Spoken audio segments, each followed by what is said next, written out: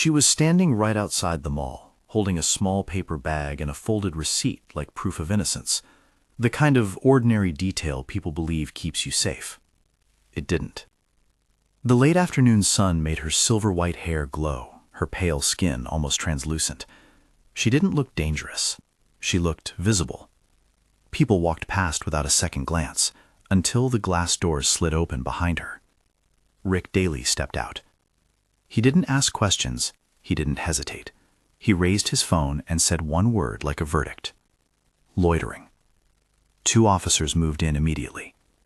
Officer Trent Coyle, broad, rigid, already angry. Officer Mason Briggs, smiling, the kind of smile that shows up when power thinks it's untouchable. They surrounded the girl before she could take a step back. "What's in the bag?" Coyle snapped. Her name was Maya Clarke.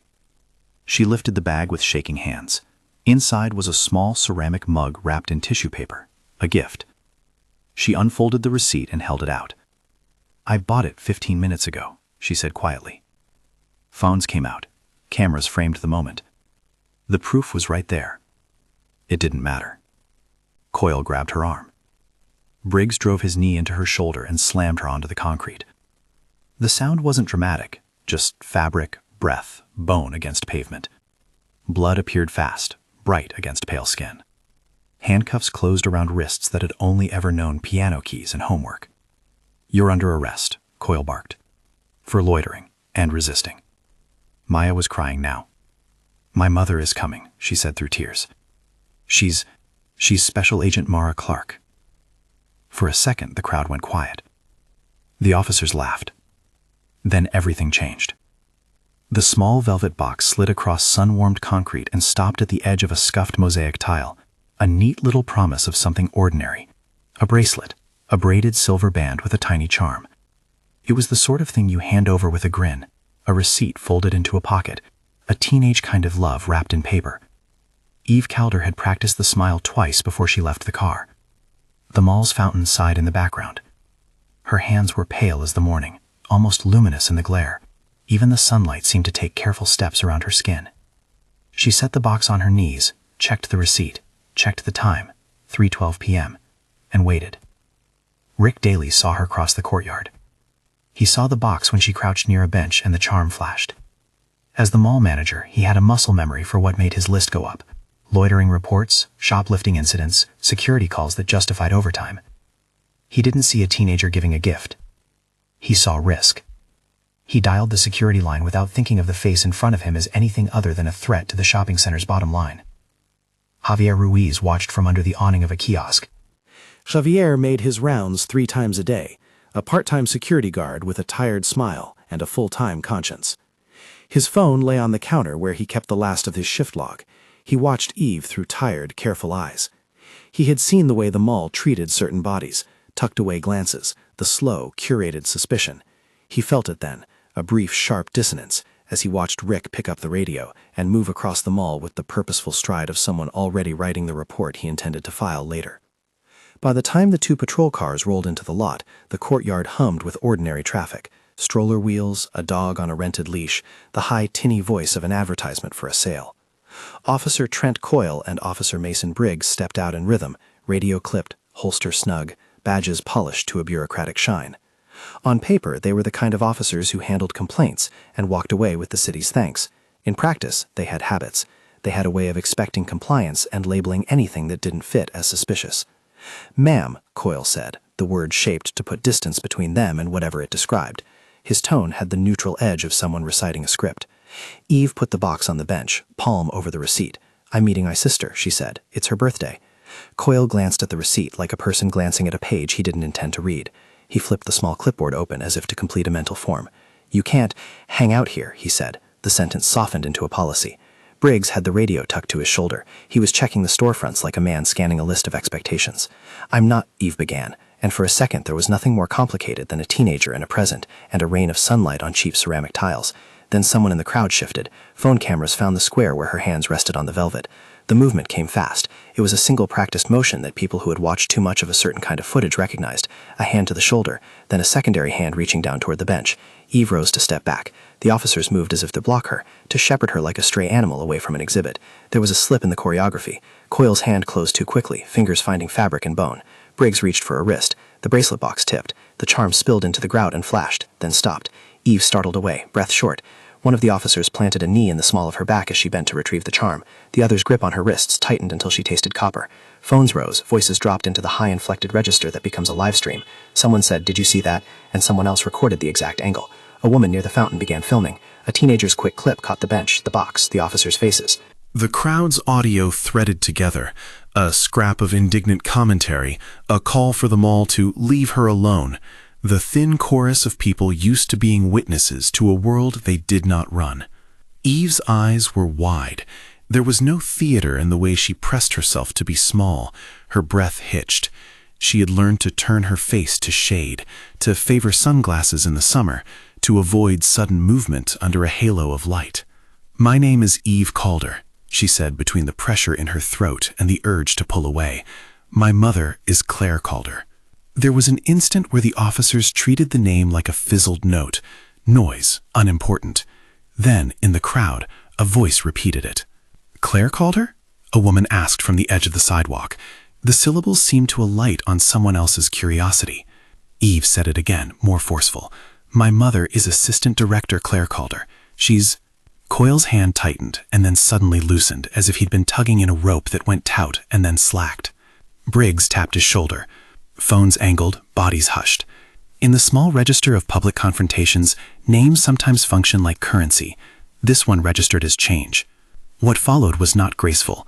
Claire Calder appeared in a blur of motion and authority, the way certain women in certain uniforms can be witnessed, arriving with a purpose that redraws the geometry of any scene. She didn't run. She crossed the tiles with a measured pace, a badge inside an ID holder catching light like a small, relentless sun. She was not in uniform, but she carried herself like someone raised inside of procedure. Crisp coat, jaw set, hair pulled behind the ear in a no-nonsense knot. People stepped to the side. Her voice then was careful and sharp. "Officer, step away from her," she said. The two men who had minutes before been custodians of municipal peace found themselves ordering from a different script. They faltered. "Ma'am," Coyle began, attempting an explanation he could no longer complete. Claire produced her identification and let it dangle between them like an argument. The letters spelled out more than rank. They carried the kind of indirect influence built on decades in a system that stretched farther than any municipal boundary. The officers' faces went from a practiced neutrality to something like outright panic. Not the cinematic sort of fear that throws bodies into dramatic collapse, but a quick animal recalibration. Backs straightened, hands released. Words rearranged themselves. Apologies were spat out with an almost involuntary eagerness. There was a complaint about. We thought. Eve stood, the breath that had been shallow a long moment ago, now returning in ragged sobs. Claire took her arm, not a hand gripping in anger, but a steadied presence. She ordered names, badge numbers. Not to shame, though she did that too, but to pin the moment to a mappable set of facts. "Name, badge number, your supervisor's name," she said, her tone now a blade wrapped in velvet. Around them, the mall's day continued. A child screamed for ice cream, a store announced a flash sale. The mundanity of consumer life tried to reacclimate the circle of people it had almost swallowed. Javier stepped forward, clear and plain. He had filmed the scene from the kiosk, not a grand gesture, but the small decency of someone who had witnessed and could not unsee. "My camera caught it," he said. He reached into his pocket and produced his phone, and then another object, smaller and flat. A thumb drive he said he'd used to archive shift footage. Time-stamped, he added. 312, Courtyard Cam 3. Chain of custody can be a dry phrase on paper. In the moment, it looked like this. Javier's phone clock read 3:12:27.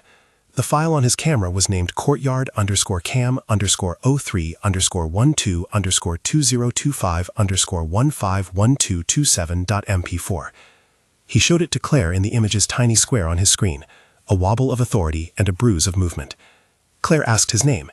He said it slow so she could write it down. She asked whether he would be willing to make a copy and to sign an affidavit that he was the one who recorded it. He looked at Eve, at Claire, and nodded. "You have to copy it now," Claire said. "2 copies. One to me, one to your own storage. I'm taking custody notes. Who else has seen this?" She spoke like a lawyer and a mother at once, the voice of someone accustomed to building a legal frame around raw events. The officers, to their credit or to their fear, complied, because there were cameras rolling upon them now, and because a woman with a federal ID had less patience for narratives that could be written down and filed away. Coyle stepped back. Briggs straightened up. They said their names. They gave supervisor contacts. There were forms being filled, notes scribbled on the back of a mall security log. But the panics had a second face. After the immediate retreat, the officers' messages took on a different rhythm, a rapid text sent behind clipped smiles, a call to a supervisor in a voice fit for a different kind of script, because the world they had to answer to had more than Claire Calder in it. It had budgets and contracts, and importantly, appearances. That second phase of panic was preoccupied with containment. Claire demanded photographs of the damage, a bruise near Eve's jaw, the red mark where the handcuffs had thigh scraped. She took her own photographs and tagged them with device IDs and timestamps. She had the presence to ask Javier to make a verified copy of his file and to hand it to a neutral envelope. He slid the small drive across the bench to her. Javier watched as Claire watched. The tiny drive humbly sat between the two of them, like evidence waiting for the right words. Rick Daly hovered at the edge, his mouth set. He was not here to be a bystander. He had a conference call in the afternoon about a new security contract. He muttered something about inconvenience, about potential liability. "We need this handled," he told the officers, his voice thin with the particular confidence of someone whose job depended on the absence of headlines. "We don't need a scene." Claire's eyes flicked hard to him. "Handled how?" she asked. The question landed like a probe. Daly swallowed. He suggested at first a private mediation, a report that would never touch social media. He used language the officers understood: reputational risk, lawsuit avoidance, customer confidence.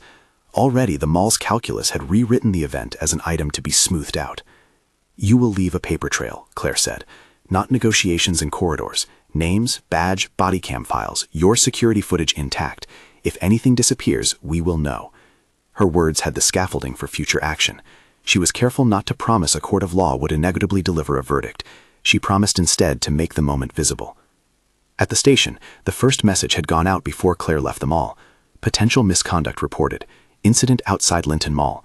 Officers Coyle, Briggs, Deputy Chief notified. It was the kind of terse memo designed to kill gossip, not to investigate. Yet the force of a name, Calder, had already threaded into the message. The supervisor's return text read briefly and unread by the public, "We'll handle it internally." That phrase would become, in the days that followed, both a comfort and an alarm. Eve's mother insisted on taking her daughter to a clinic for documentation. Not dramatic, not the kind of intervention that made for some made-for-TV moment, but precise. Photographs with a date stamp, a nurse's note, a record stamped in the hospital's electronic log. Someone in a uniform asked if a report had been filed. Claire asked that a copy of every piece of footage be made and sent to a secure inbox she controlled. She instructed Javier to vacate none of his footage until copies had been made. She recorded in a small leather book the time, the place, and the names of everyone who had touched the evidence. Later that evening, in the Calder kitchen that smelled of coffee and lemon cleaner and the ordinary sounds of a home trying to be a sanctuary, the family assembled a timeline. Claire, who had been efficient at the mall, moved around the table with a different kind of care now, a mother's precision layered over a professional's method. Eve sat at the head of the table and listened. Her sister Lily unfolded the receipt and smoothed it with calloused fingers.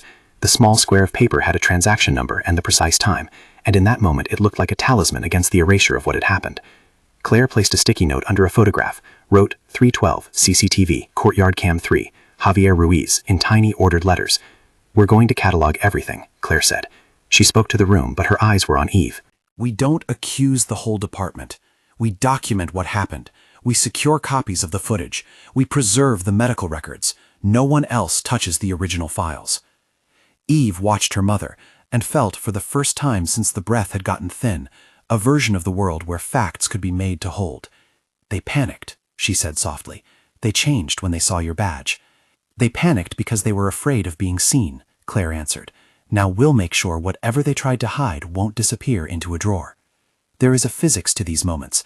A shove, a little visible injury, a name said aloud, a badge flashed. For those who study power, the proof is always the little details. Claire set them down one by one. It was not enough to say she was important. It was not enough that the officers had recoiled. The new question, the one that would not stop turning over in this small house, and then in other offices across the city, was why those officers chose to escalate at all. That question had a practical answer and a structural one. Rick Daly, the mall manager, had not acted out of malice a single time in his life. He'd acted out of return on investment. He'd called security because loitering complaints sometimes produced incidents that justified increased patrols, and in turn increased hours billed to certain neighborhood watch grants and safety programs. Over time, patterns emerged. Spikes in detentions often correlated with new security contracts. If a store could show that the mall was a safer place, business would track upward. That was the thesis. It was, in this small narrative, a seed of motive. In the quieter places of the city, those seeds took root. A line item here, a bonus there, a private security firm thriving under municipal contracts, a chain of vendors that fed off municipal signals. Standing at the table, Claire unfolded her notepad and wrote down overtime spikes and contract incentives. She called a number she trusted, someone who could check public records, and asked for an auditor. It was not evidence yet. It was a hunch. Meanwhile, at the precinct, the fog of panic became a plan. Chief Ellen Whitaker, who had arrived at the mall on Claire's request more to keep the scene under municipal control than out of contrition, suggested a private resolution, a mediated statement, a mutual acknowledgement that the mall would contact Eve's family to remedy any misunderstanding. The chief's mouth moved expertly between soothing and containment. She had been chief long enough to know how stories swelled into headlines, and how headlines shrank budgets. Claire would have none of it. "We will not be spoken to in corridors," she said.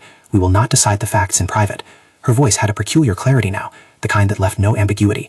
Documentation, transparency, photographs.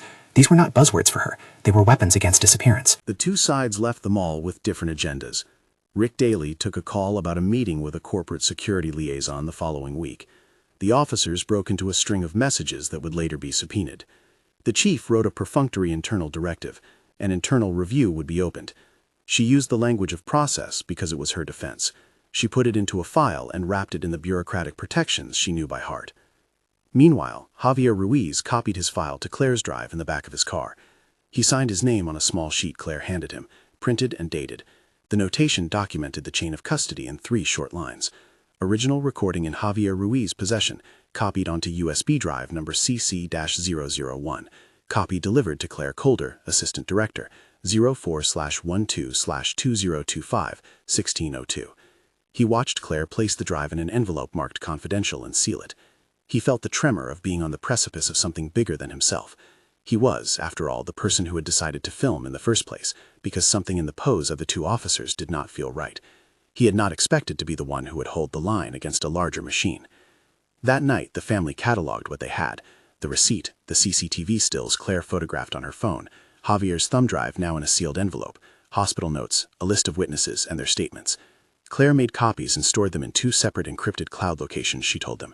She gave precise instructions about who had permission to speak publicly. "We don't leak anything," she said. "Leaks compromise the chain of custody." In rooms lit by warm bulbs, 2 narratives began to spin against each other. One of them was a local script, statements drafted by the mall's legal team, an internal memo promising a review, talk of compatibility with community standards. The other was a slow-growing stitch, files being duplicated, timestamps cross-checked, a security guard's video verified by metadata, a mother collecting facts as one might gather stones to shore a foundation. Still, small, dangerous things happened. Within 48 hours of the event, someone at Eve's school called to ask a routine question that felt anything but: whether Eve had any discipline issues on file, whether she had been involved in any altercations around the mall. Somebody in a shoe store had taped over a small security camera, the technician would later say, claiming it had been repositioned. At the very edge of the city's systems, notifications began to ping in odd ways: an automated flag in a municipal database, a name double-checked against lists for reasons not initially apparent. These were the soft mechanisms of containment, the tiny levers municipal systems used to smooth friction. Claire recognized the patterns quickly, because part of her work had been to notice patterns that others would ignore. She was not interested in heroics. She was interested in an account of what happened and in preserving the instruments that would allow an account to be told honestly. That evening, she made one of the calls that would shape the weeks ahead. She reached out to a journalist she trusted, Hank Merritt, and asked him to be ready. She did not leak. She ceded the possibility of a public release if the facts required it. "Hold space," she said. "Verify if possible. If anything goes missing, it goes public." Hank Merritt, who had spent years following municipal contracts in the points where money met enforcement, asked for the names and the initial receipts. He requested metadata. He asked for Javier's contact. He wrote down the name of the hospital where Eve had been seen. He did not promise to publish. He promised to look. In his world, that promise often changed the calculus of the other side. And so the first day folded into night, a series of careful actions stitched into a family's attempt to prevent the erasure of a short, brutal moment. Claire pressed a leather folder into Lily's hands. "Keep this safe," she said. The folder held the receipt, a printed still from Javier's footage, and a small note with the two officers' badge numbers. They wrapped themselves in small acts of record-keeping, as though records could be an armor against the slow erasure that bureaucracies are good at manufacturing. At the precinct, Officer Coyle typed a narrative that softened edges. Subject uncooperative, he wrote. Officer Briggs composed a brief in which the use of force was described as proportional in a paragraph that made its way into a locked file. Chief Whitaker recorded the internal review request. None of the documents were yet converged. They existed as parallel truths, but they had one thing in common. Each was drafted with an awareness of the other's existence. 2 days later, a message arrived in Claire's inbox. It was short and unsigned. There's more. Not all cams are down. Someone is lying. The content was modal, not declaratory, the language of a hint, not the whiplash of a revelation. That note was the first tiny arrow pointing toward a larger structure. It was the kind of thing that, if you pulled on the thread, unspooled a fabric of contracts and payments and incentive structures that made a random escalation feel less random. Eve stared at the small bracelet under the kitchen light later that night. It was not a talisman for her. It was an ordinary trinket, a small circle of metal. Yet in the coming days it would travel in and out of photographs, become a detail in a verified file, an object that anchored one incursion into public life. She thought of the way people move when they don't expect to be seen, the ways they brace and recount. She thought of hands on wrists and knees on tile. Do they do this to everyone? She asked, voice a thread. No, Claire replied, but they do it where there are incentives to do it. Where a narrative of suspicion is useful. Her answer was not consolation. It was a line drawn through an explanation. The act itself and the machinery that made it more likely. Outside, the city carried on. The mall posted a notice about a lost item. Ads rolled by for a perfume that promised transformation. People made small trades that had nothing to do with ethics or harm, because life asked for commerce even in the middle of a bruise. Inside the Calder home, list after list was made. Emails were drafted. Javier's drive sat in an envelope with a receipt signed and dated. Claire instructed the family to sleep near their phones. If anyone calls you and asks for something other than the names we've given, tell me, she said. Do not respond to anonymous messages. Save them. Their method was simple. Make copies, make witnesses, make everything that could be material into a traceable thing. They photographed the bracelet in macro, printed screen caps from phone videos, verified the metadata with software Claire asked a colleague to run, cross-checked hospital timestamps with mall CCTV logs. Each act was small, mundane, and therefore powerful in its cumulative effect. On the third day, a letter arrived at the mall's management office from a private contractor. It was an invoice that, to the non-expert eye, looked like a routine expense. But when Claire's auditors began to trace the lines, overtime payments routed through a secondary account, a private firm's hourly increases occurring in direct correlation with the mall's safety initiatives, a pattern began to form. Where body counts were measurable, money followed. That correlation could be read and argued away as coincidence. It could also be mapped and litigated. It would require more than a thumb drive and a bruised jaw. It would require patience, more witnesses, and a public forum. At midnight, Eve lay on the couch and listened to her mother's careful breathing. Claire sat with a list open on her tablet, a checklist of procedures she had learned in a career of making institutions answerable. Secure the evidence, document the witnesses, preserve the chain of custody, notify independent press. It was not the glamorous work of televised investigations. It was legal hygiene. It was also what had to be done if they intended to change anything at all. On the other side of town, the officers sat under fluorescents and typed their versions of the day. They texted each other in clipped sentences, their messages already betraying a worry not prescribed to fear of reprimand alone, but to the exposure of paperwork. Chief Whitaker called a meeting for the morning.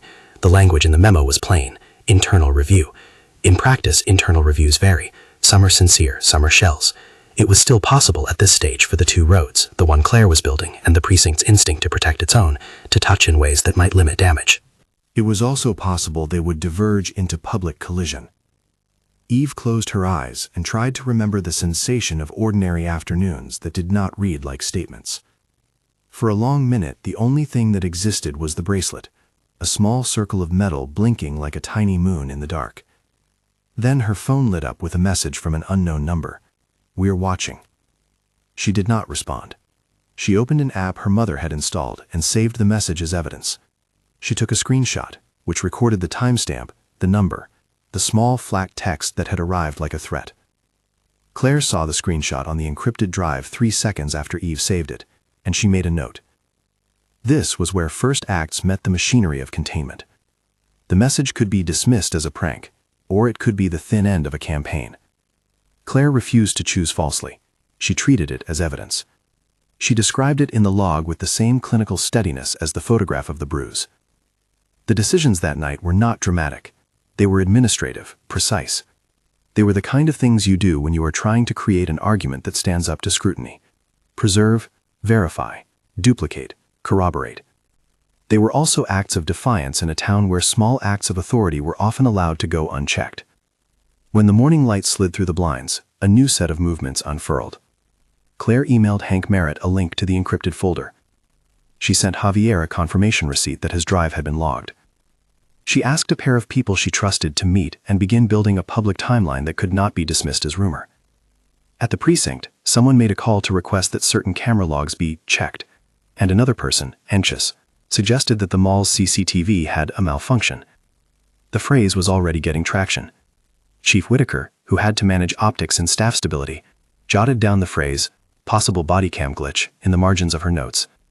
Language, she knew, could be repurposed. Claire, sitting with her cup of coffee that had gone cold, scrolled through Javier's footage again on her tablet. She watched the timestamp flick past, 15/12/27. The file name pulsed at the top of the screen. The small, grainy frame showed the incline of Coyle's shoulder, Briggs' fingers tightening, Eve's small hand trying to close over the box. The footage was banal in its veracity. That banality is what makes proof difficult to deny. The raw angle, the sound of a voice saying a name, the steady run of a camera that records the moment as it happens without explanation. In the margin of her notes, Claire sketched the next moves. Contact Internal Affairs. Notify a federal representative. Prepare an initial press statement if required. Secure external legal counsel. She sent a short encrypted message to Renee Price, a lawyer she'd worked with on less public matters, and asked her to call. The message was a low-frequency alarm. She needed legal architecture, not rhetoric. That's how you start, Renee told her on the phone. You don't start by publishing. You start by ensuring the facts are immovable. Then you decide what's public. This was not about a single moment. It was about whether that moment would be allowed to be digested and then buried, whether the little bruise in the thumb drive would be erased by polite language and the careful folding of inconvenient evidence into the paperwork of a system that preferred containment. The Calder family, with a woman who had long trained to turn evidence into argument, chose to make the moment indelible. For Eve, the practical things were both comforting and exhausting.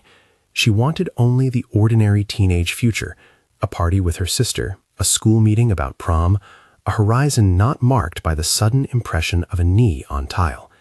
Yet the world she lived in had other designs.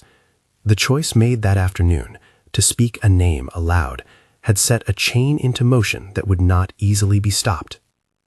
Claire wrote one more note before she went to bed. Preserve all originals. Create at least 3 verified copies. Never give access to originals without a documented request. Chain of custody recorded for each transfer.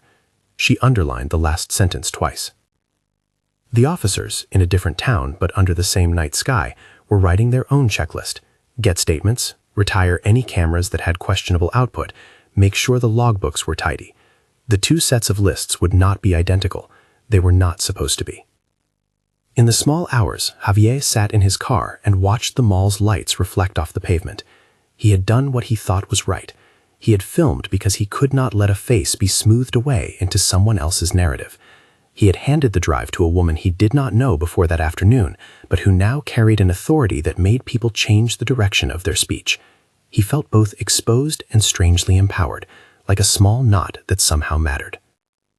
When the sun rose, the city would be full of people who had other investigations to pursue.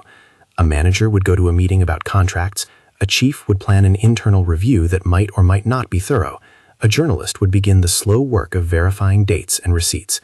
The veneer of ordinary life was thick. Under it, the slow process of accountability was beginning. Somewhere in that morning's first light, Claire will file the first official request for a federal review. It would be a small, formal thing, an email, a letter, a request written in cautious bureaucratic language, but it would shift the frame. What at first looked like an isolated mall incident now carried the potential to be seen as evidence of something larger. That potential is what terrified some and galvanized others. Eve, whose bracelet now sat in a small dish on her nightstand, would turn the charm over with her thumb and think, not of the panic at the mall, but of the strange relief that comes when someone finally listens and decides to make visible what was meant to be hidden. She would go to school and feel eyes on her, but also feel her family behind her, cataloging, preserving, preparing. Outside, the city glinted. Inside, lists lay open on kitchen tables. Evidence began to be cataloged with the careful obsession of people who know that truth is built of small, stubborn facts. The first act had ended. The second was only beginning to take shape. In quiet files, in sealed envelopes, in a phone that would not stop ringing. If you believe this matters, like and subscribe. The decisions that followed were small logistical ones that would have consequences 1,000 times larger than anyone sitting at the kitchen table could imagine. Claire asked Renee to draft a letter requesting that the mall preserve all surveillance and contract records to be delivered before the close of business that day. She instructed Javier to provide a checksum for his file, a digital fingerprint that would prove the file had not been altered, and to keep the original on his person.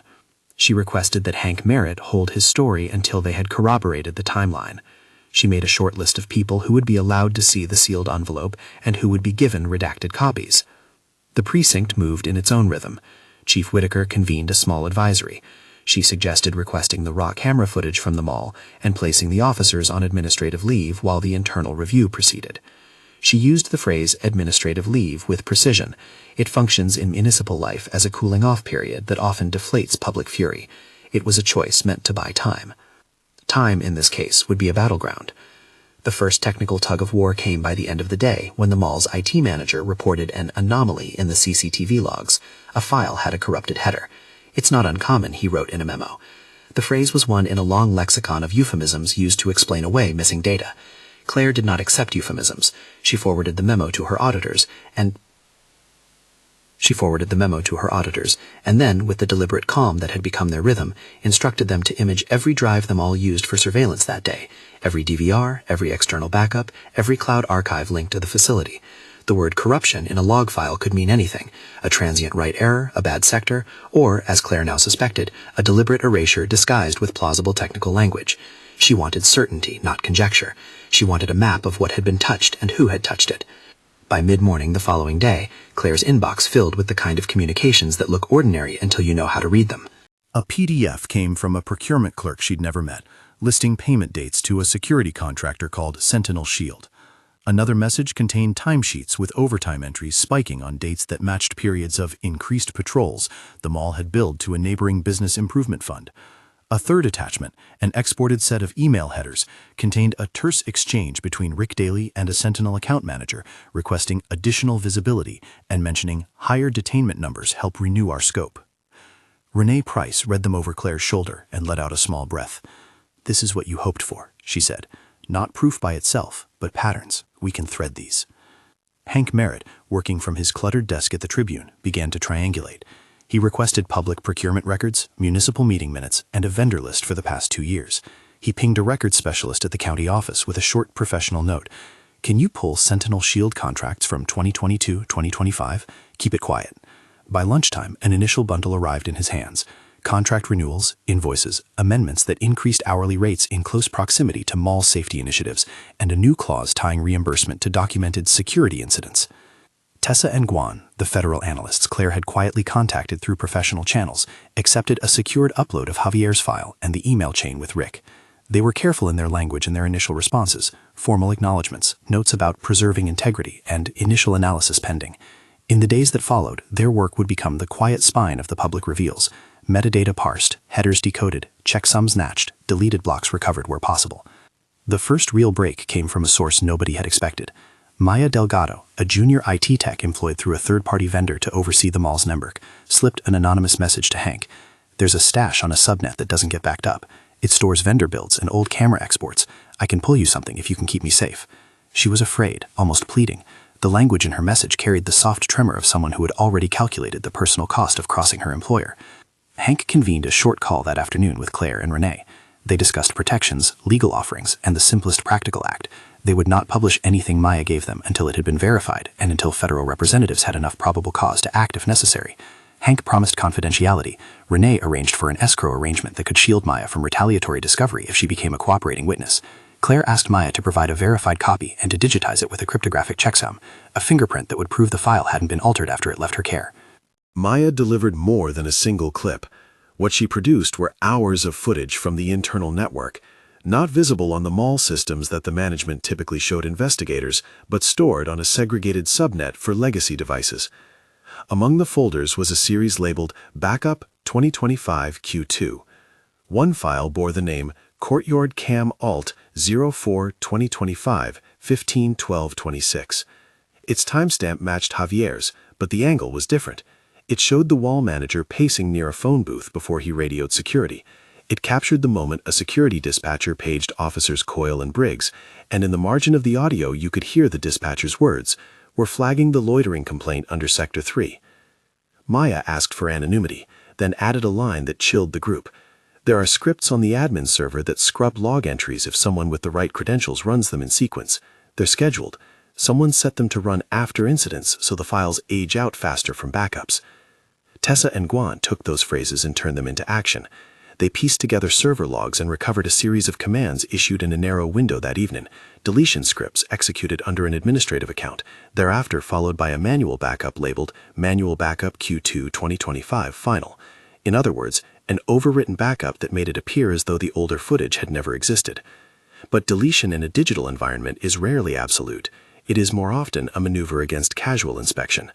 Forensic analysts, the kind Claire knew to call in, could reconstruct fragments if the drives had not been fully overwritten. It was painstaking work. Tessa created a layered timeline.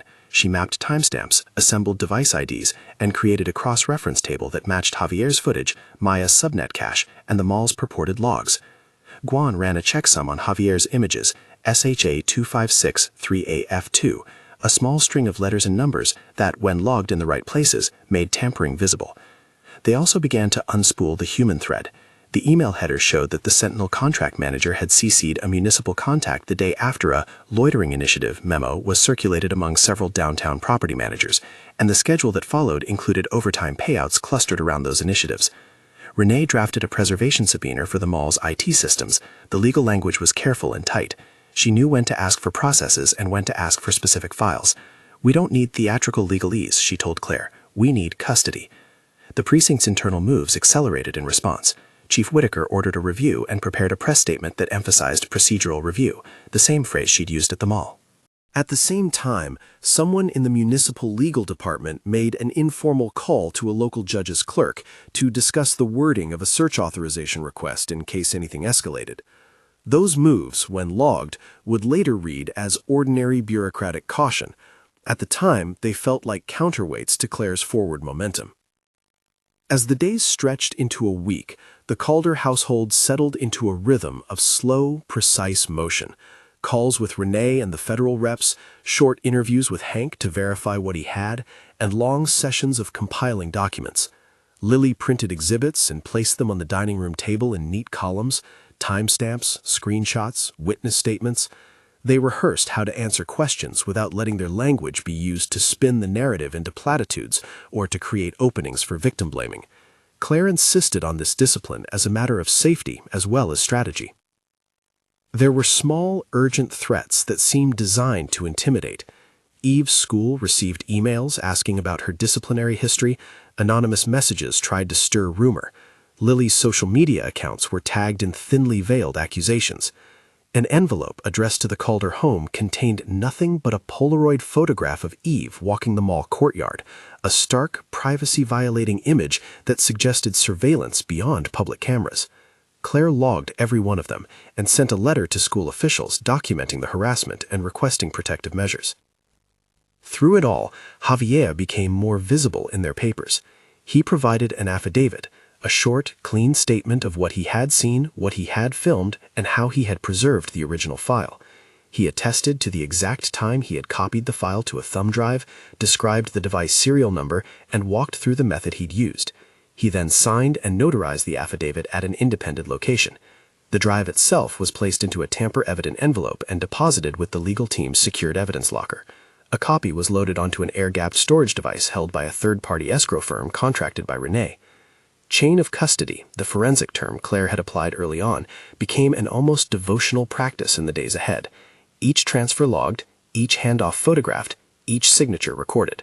When Maya provided an export, she printed a notarized statement and handed it to an attorney intermediating through a Vermont-based secure drop, ensuring layers of remoteness to protect her identity. Each of these steps was an insurance policy against the inevitable attempts at obfuscation. Meanwhile, Hank's reporting began to trace a pattern that connected loitering calls with profit incentives.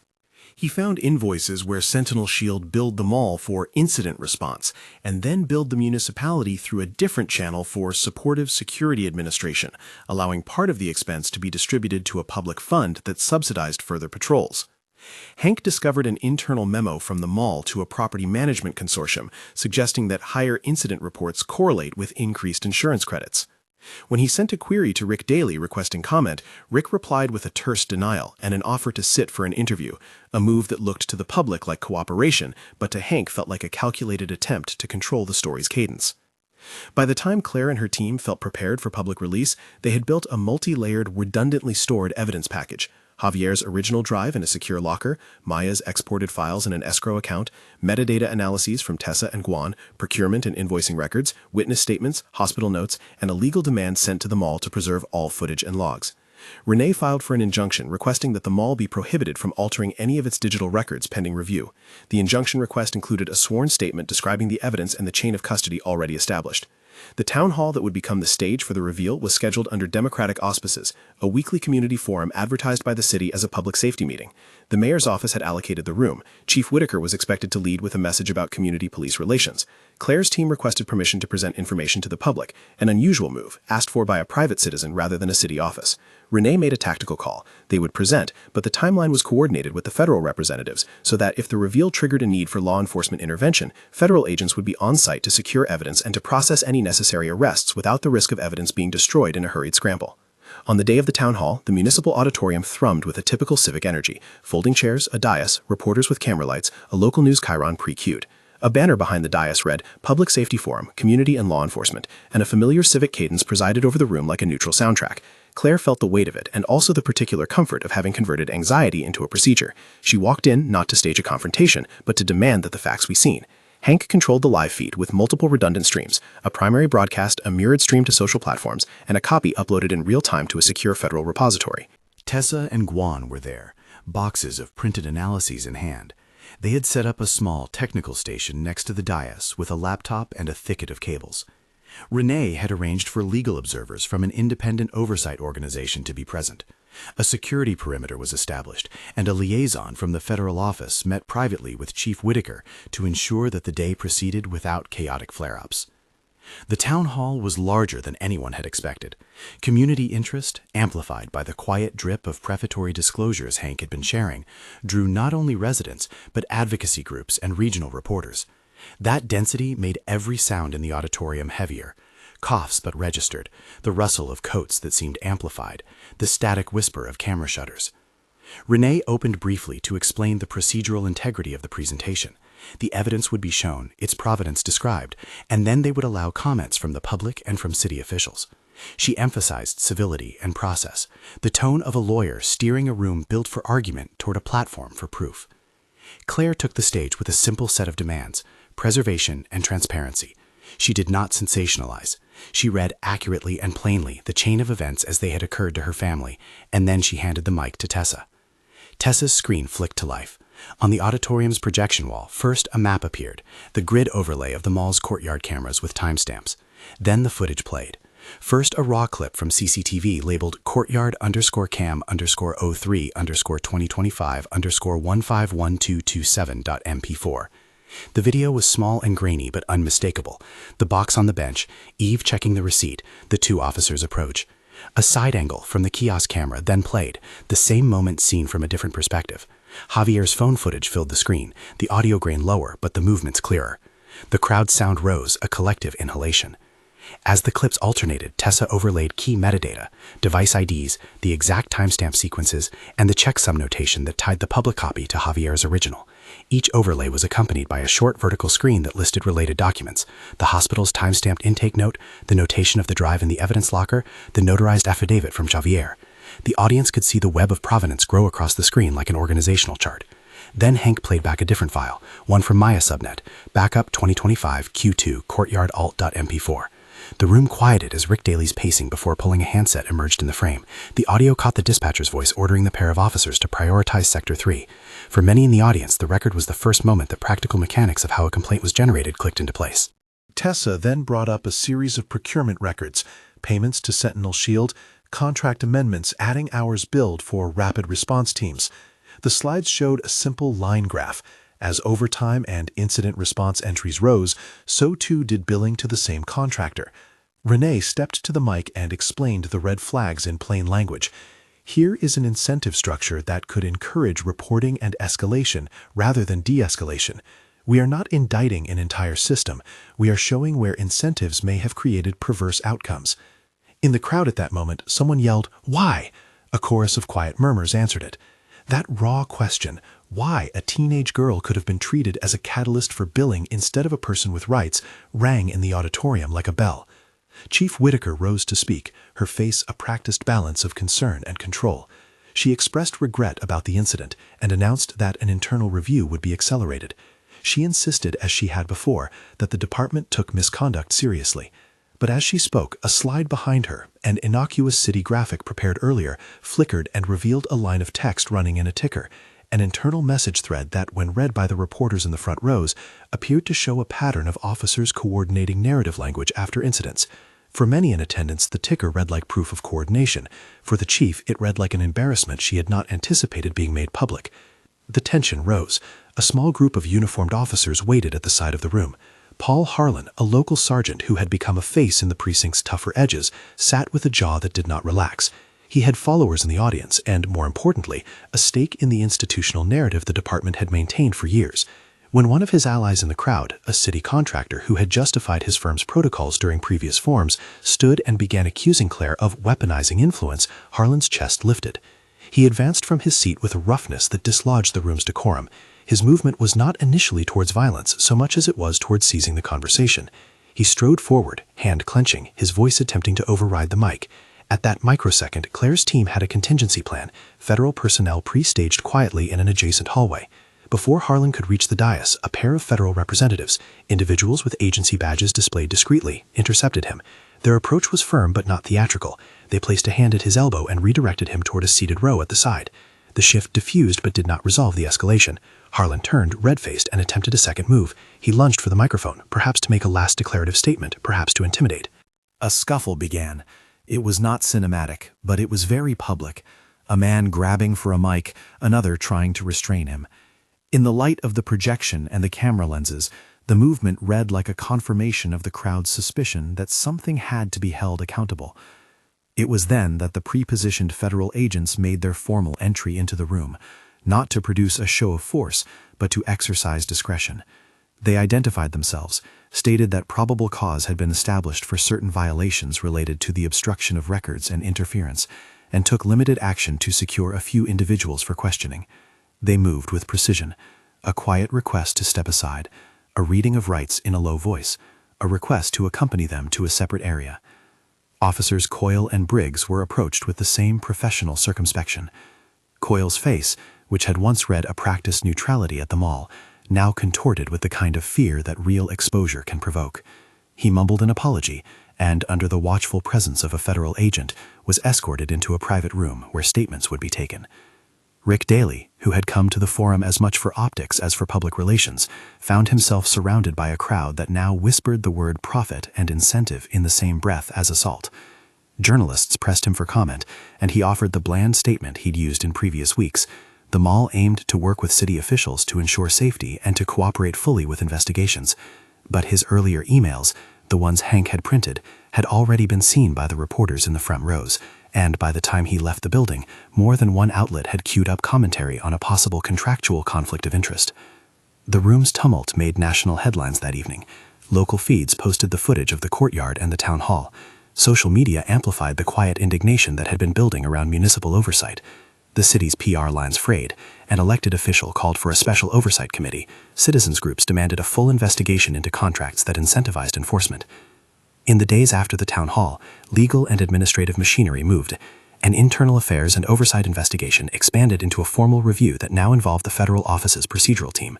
Subpoenas were issued with judicial oversight for Sentinel Shield's billing records, for mall procurement files, and for the department's internal communications on the days surrounding incidents they had previously labeled as loitering.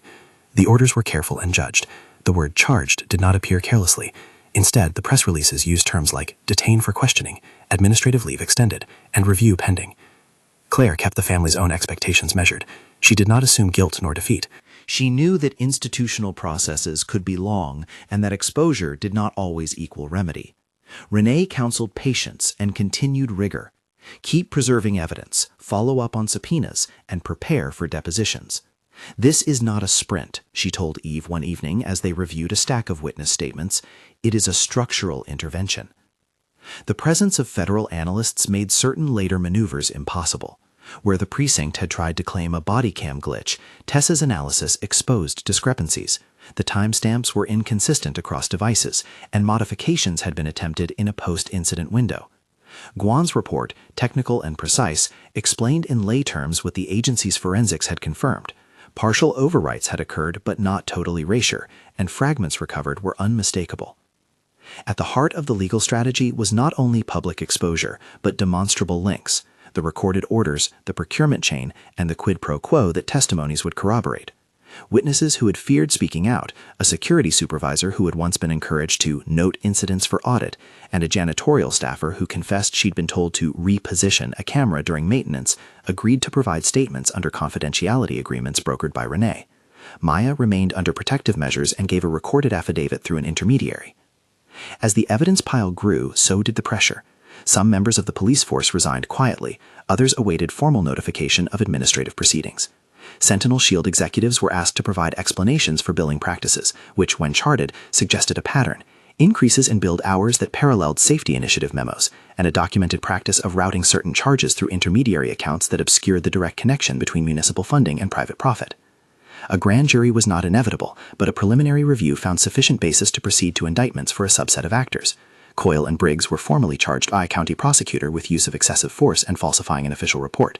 The grandiosity of the charges did not matter as much as the fact that the filing cited specific exhibits, Javier's original footage, medical reports, and a journalized record of the chain of custody.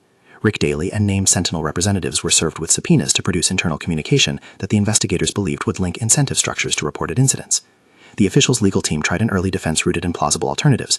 They argued that the overtime spikes could be explained by seasonal adjustments and by vendor accounting practices. They attempted at first to discredit Maya's cash as unverified, insisting that the mall's public systems remained the authoritative record. Those arguments, however, collided with the logistical reality of Claire's preparedness. Her copies and the federal analyses matched, with independent checks, and the preservation process Renee had orchestrated meant evidence could not simply be declared suspect without collateral damage to the credibility of the accusers. Public response carried its own momentum. Community groups organized rallies calling for contract transparency and for oversight in city-funded security initiatives. A petition circulated demanding that all similar contracts in the county be reviewed. Councilors scheduled hearings.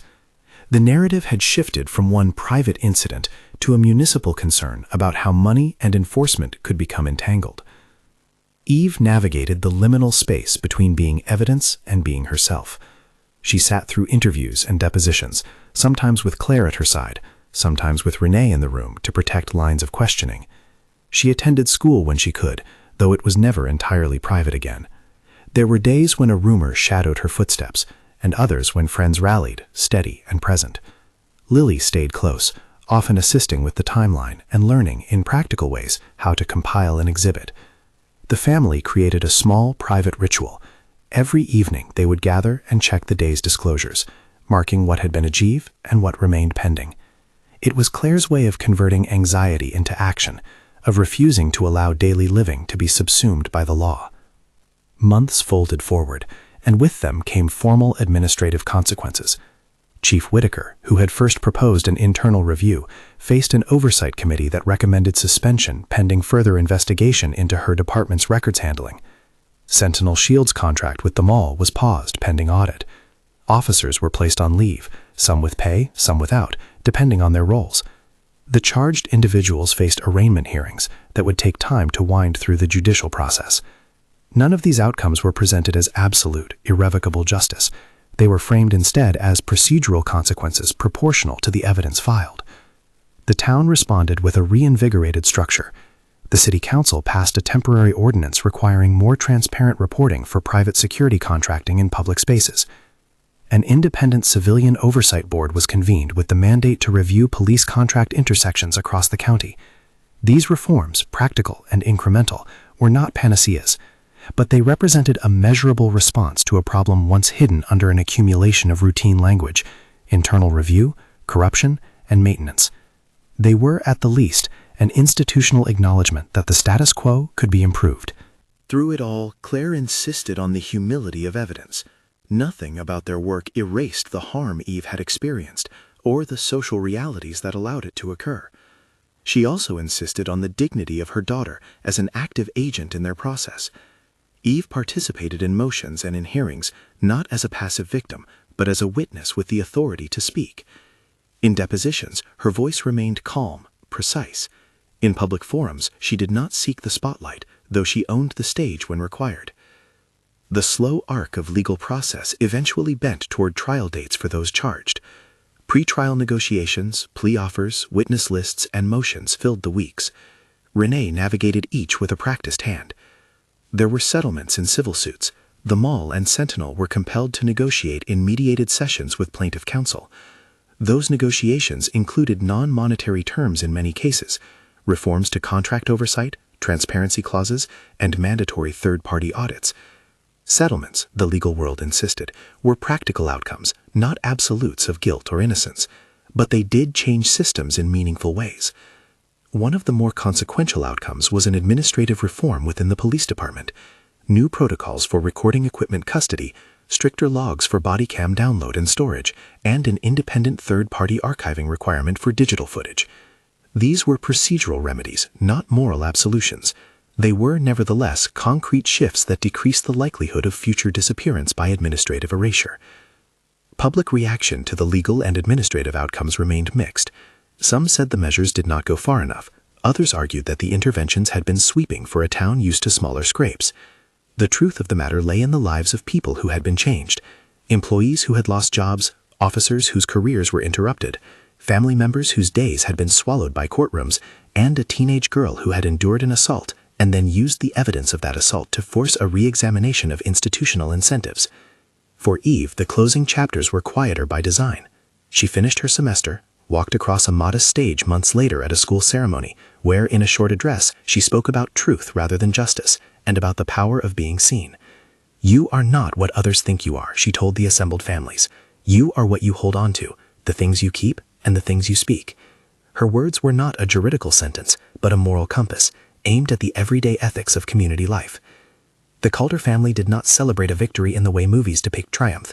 Their victories were administrative changes, procedural safeguards, and the slow reassurance that a small act of documentation, a thumb drive, a receipt, a notary stamp, could resist erasure. For Claire, the work continued in quieter ways. She participated in advisory committees to draft transparency guidelines, consulted on how to protect whistleblowers like Maya, and stayed involved in oversight efforts that would monitor contracting across municipal properties. Hank's reporting won recognition for its detail and for the care with which it navigated witness protections. He kept his promise to run materials only after corroboration and worked with legal counsel to ensure victims' privacy where needed. Javier returned to his job part-time and later took a civilian position within a nonprofit that advocated for civic transparency. Maya's identity remained protected under whistleblower safeguards. She later testified under a pseudonym during hearings and pursued additional technical certifications in cybersecurity, determined to keep systems accountable from within.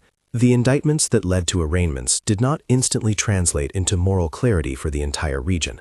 Some defended the officers, others argued for harsher penalties. The legal process, true to itself, offered no immediate consummation. But the process did force public conversation and policy changes, and it placed a spotlight on the ways municipal contracts can distort enforcement priorities. In a public forum 3 years later, at a modest community center where local officials had convened to review the contract transparency ordinance, Eve, no longer defined only by the incident that had thrust her into public life, spoke again. Her hair was pulled back. The sun caught her pale skin without the old sense of exposure. She had graduated, and she spoke about small acts of courage. "We learned that truth is made of tiny things," she said. "It's in a receipt, a video file named on a date, a notarized signature, and once you make those things real, you make it harder for other people to sweep stories into the corners of their desks." There were no grandiose proclamations. There were no promises that the system would now be flawless. There were, however, practical details listed: new archiving rules, a third-party escrow requirement for surveillance footage in public spaces, a whistleblower hotline that routed complaints to a neutral oversight board. Those were the instruments of change the community had demanded. They did not fix everything. Contracts could still be manipulated. Greed still found loopholes. But the Cowder family's insistence on evidence and on creating redundancies had produced something that, in civic terms, is rare and necessary: a set of practices that made it harder for the next pattern of profit to grow unnoticed. The city adopted a set of recommended policies that other municipalities began to consider, and a small network of advocacy groups formed to monitor public-private security partnerships. In the end, the story was not about the fame of one mother's badge or the shock of officers' fear at a name. It was about what happened when a person decided to translate indignation into documentation, when a teen's breath and a camera's blink combined to create a record that could be validated. It was about a community that, prompted by a family's quiet insistence, chose to look. Eve kept the bracelet. It sat in a small box in a drawer, but it was no longer a talisman of trauma. It had long since become part of the archive of evidence, photographed, time-stamped, and locked. And when she spoke, or when someone asked what had changed, she would say, "We made the moment visible. That is what transformed a bruise into a record." The final scenes of this chapter were not theatrical arrests filmed by drones or sweeping cinematic justice. They were hearings, procedural reforms, and a teenage voice used to remind a town that visibility matters. People were held to account in different registers, administratively, financially, procedurally. Some lost jobs, others faced criminal charges, some systems were redesigned. The consequences were many, complicated, and imperfect, but they began to redress the practical incentives that had allowed the harm to occur. At the Calder kitchen years later, the family sometimes passed the well-worn leather folder Claire had once carried. They still exchanged lists on small sticky notes. They kept calling the oversight board when they saw something unsettling in the news. They kept their phones close. The price of vigilance is a life lived partly in preparation, but it is also a life lived with the conviction that small, documented acts of defiance can make institutions bend toward accountability. If there was a lesson hidden in all those hours of footage and documentation, it was that power often prefers the quiet of unexamined paper, and conversely, that truth, when made visible, when preserved with care, when backed by witnesses who will attest to the chain of custody, is a durable kind of resistance. And Eve, who had been pushed to the tile for a moment that had been both a violation and a pivot, used the remainder of her teenage years to study civic systems. She joined a student group that advocated for surveillance transparency on campus. She helped organize training sessions for young people on digital safety and on how to document incidents without reckless exposure. In small ways, she translated pain into a practice that might protect others. On an ordinary evening not unlike the one when Claire had first compiled that initial list, a municipal press release confirmed that several administrative complaints had resulted in policy changes and that certain contracts were under renewed state review. The statement did not claim divine moral vindication, it was procedural and precise. But when Claire read it, she folded it into the leather folder and added a new note: keep records, make visible. It was not a moment of triumph in the sense of closure, for systems take time to change and for legal processes to run their course. But it was a moment of durability, of records that could not be erased, of a community that had been shown the mechanism by which the incident had occurred, and of a teenage girl who had turned an attack into an impetus for long-term reform. If you want to follow more stories like this, subscribe for investigations and sources linked below.